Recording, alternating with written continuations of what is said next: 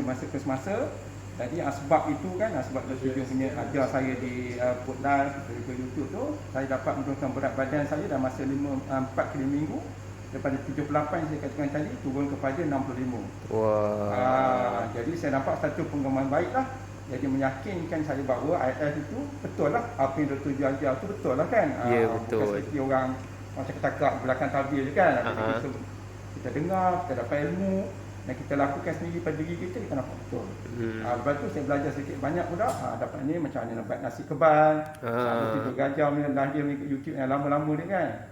Saya juga dapat belajar tentang keto diet, walaupun saya tak belajar 100%, tapi orang kata dapatlah sikit-sikit kita tiru-tiru itu kan. Kita tak dapat semua, kita jangan tinggal semua orang kata kan.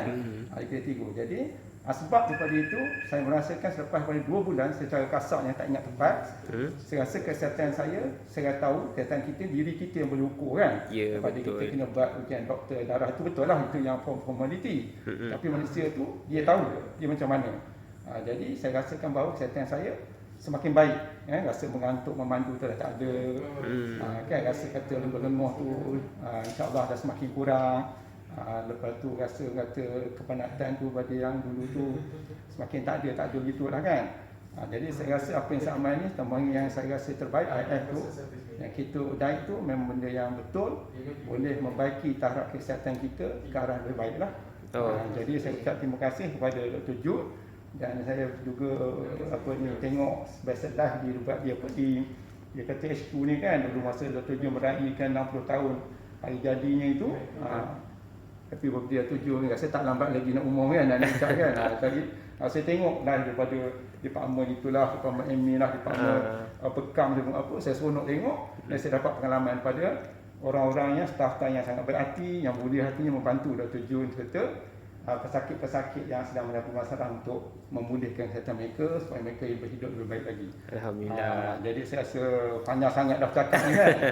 Orang tua cakap panjang, dia macam tu lah kan. So saya rasa itu saja yang saya boleh sampaikan. Jadi saya menyarankan kepada masyarakat di luar, sesiapa saja ada masalah diabetes, manis atau ada penyakit kronik lain, buah pinggang utamanya, kena ikut Dr. Jun punya protokol, kena ikut live dia, kena ikut paling tidak pun carilah YouTube lama dia kan, untuk ikut. Kalau yang ada kemampuan itu boleh buat kata personal coaching dengan dia kan, ada seminar sebagainya. Percayalah apa yang saya alami ni bukan kata cakap bohong, apa yang alami ni yang daripada saya sendiri, dan telah menyebabkan asbab Allah bagi itu, belajar ada ilmu, kita buat benda yang betul. Itu yang paling penting. Dan kesihatan ni kita kena cari ilmu dan buat cara betul. Kan?